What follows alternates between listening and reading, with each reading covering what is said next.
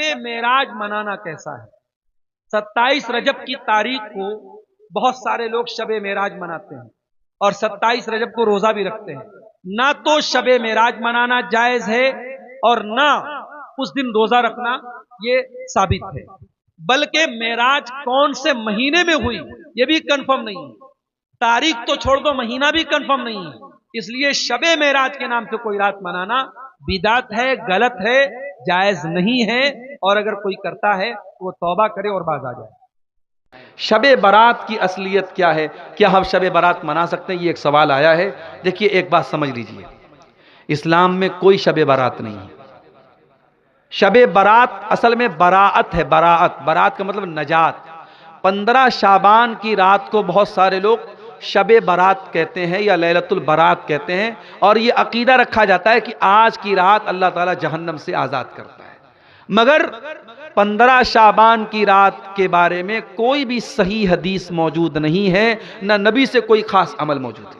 اس لیے 15 شعبان کو آپ کوئی الگ سے عبادت نہیں کریں گے، نہ اس دن الگ سے کوئی روزہ رکھیں گے. ہاں، شعبان کے مہینے میں آپ کثرت سے روزہ رکھ سکتے ہیں.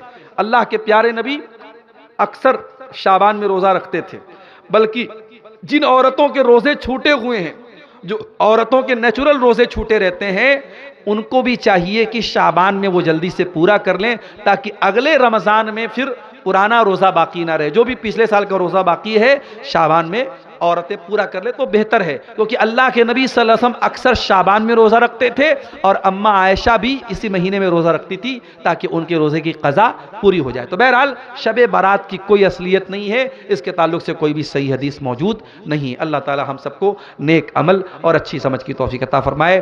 آمین. وآخر دعوانا الحمدللہ رب العالمین والسلام علیکم ورحمۃ اللہ وبرکاتہ. محترم ناظرین، اس وقت جو ہے اسلامی کیلنڈر کا جو مہینہ چل رہا ہے یہ شعبان کا مہینہ ہے، اور یہ رمضان کے بابرکت مہینے کا ایک طریقے سے الارم بن کر کے آتا ہے. شعبان جب آتا ہے تو انسان ایک طریقے سے ذہنی طور پر پریپیئر ہو جاتا ہے، تیار ہو جاتا ہے کہ اب رمضان آنے والا ہے. شعبان کی یہ فضیلت بھی ہے کہ اللہ کے پیارے رسول صلی اللہ علیہ وسلم کثرت سے اس میں روزہ رکھتے تھے. رمضان کے علاوہ سب سے زیادہ آپ صلی اللہ علیہ وسلم اس میں روزہ رکھتے تھے. ہمارے یہاں بہت افسوس کی بات یہ ہے کہ شعبان کا جو مہینہ ہے اس کو بدعت کا مہینہ بنا دیا گیا. باقاعدہ اس کی 15ویں رات کو شب براعت کے نام سے جانا جاتا ہے، اور اس موقع پر بہت سارے بدعت و خرافات کے کام کیے جاتے ہیں. جبکہ اصلاً اگر ہم یہ دیکھیں تو 15 شعبان کی جو رات ہے اس کی فضیلت کے سلسلے میں کوئی بھی صحیح روایت موجود نہیں ہے. جو بھی روایات ہیں انتہائی ضعیف ہیں یا موضوع ہیں. اگر یہ رات اتنی فضیلت والی تھی تو اس کے بارے میں بالکل واضح اور صحیح روایات ہونی چاہیے تھی، اور امت کا اس پر عمل ہونا چاہیے تھا. صحابہ کرام کا اس پر شدت سے عمل ہونا چاہیے تھا، جیسا کہ شب قدر کے بارے میں. تو ایک تو اس رات کے بارے میں کوئی صحیح روایت نہیں ہے. دوسرے یہ کہ اس رات میں عبادت کے نام پہ کیا کیا ہو رہا ہے. لوگ قبرستان جا کر کے اپنے مردوں کی قبروں پر فاتحہ پڑھ رہے ہیں. اب یہ فاتحہ کیا ہے؟ ایک مخصوص طریقہ ہے کہ یہ پڑھیں گے وہ پڑھیں گے، جبکہ اس فاتحہ کا بھی کوئی ثبوت نہیں ہے. میت کے لیے مغفرت کی دعا کرنا ہے، اس کا کوئی خاص صیغہ نہیں، کوئی خاص الفاظ نہیں ہے. آپ اپنے الفاظ میں میت کے لیے مغفرت کی دعا کر سکتے ہیں، اور اس کے لیے بھی قبرستان جانا ضروری نہیں ہے، کہیں سے بھی آپ دعا کر سکتے ہیں.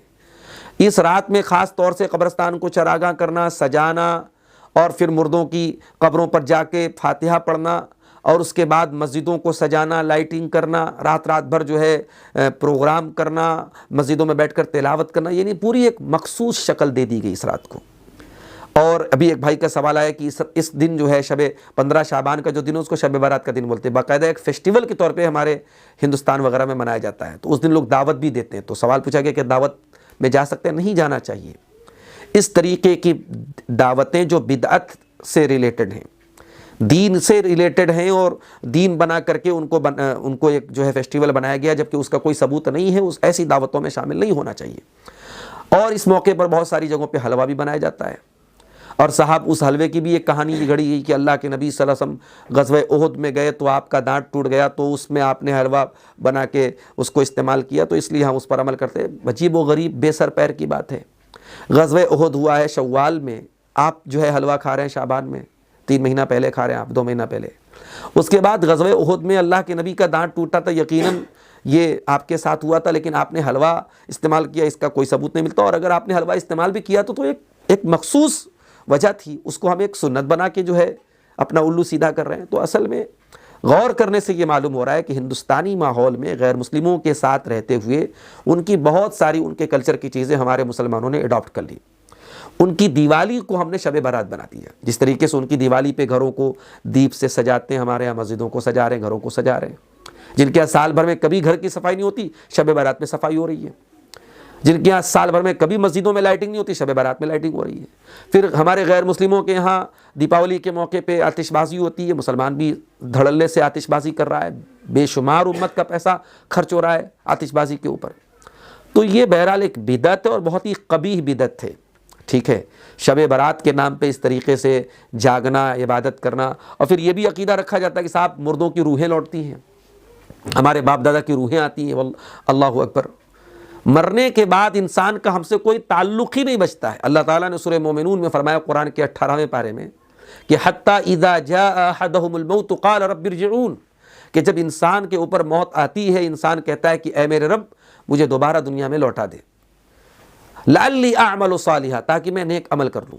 کلا انہا کلمۃ هو قائل، اللہ فرماتا ہے ہرگز ایسا نہیں ہوگا، یہ بس ایک بات ہے جو تو کہہ رہا ہے۔ ومن ورائہم برزخ الی یوم یبعثون، اور اب برزخ قیامت کے دن تک تجھے برزخ میں رہنا ہے، یعنی قبر کی جو زندگی ہے، مرنے کے بعد کی جو لائف ہے، اس کو اللہ تعالیٰ نے برزخ کہا۔ برزخ مینس بیریئر، ہمارے اور ان کے بیچ میں ایک بیریئر، ایک دیوار ہے، ہم ان کو نہیں دیکھ سکتے، وہ ہمیں نہیں دیکھ سکتے۔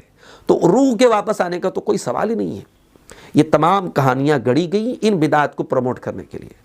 ہم بڑے درد مندانہ انداز میں آپ تمام لوگوں سے اپیل کریں گے کہ ان بدعات و خرافات سے اپنے آپ کو بچائیے، اپنے گھر والوں کو بچائیے۔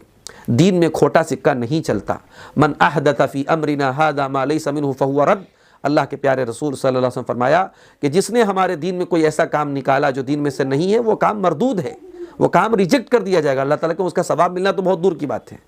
تو ایسا کھوٹا سکہ مت چلائیے، دین کے نام پہ وہی کام کیجئے جو کتاب و سنت سے ثابت ہے، جو پیارے رسول صلی اللہ علیہ وسلم سے ثابت ہے۔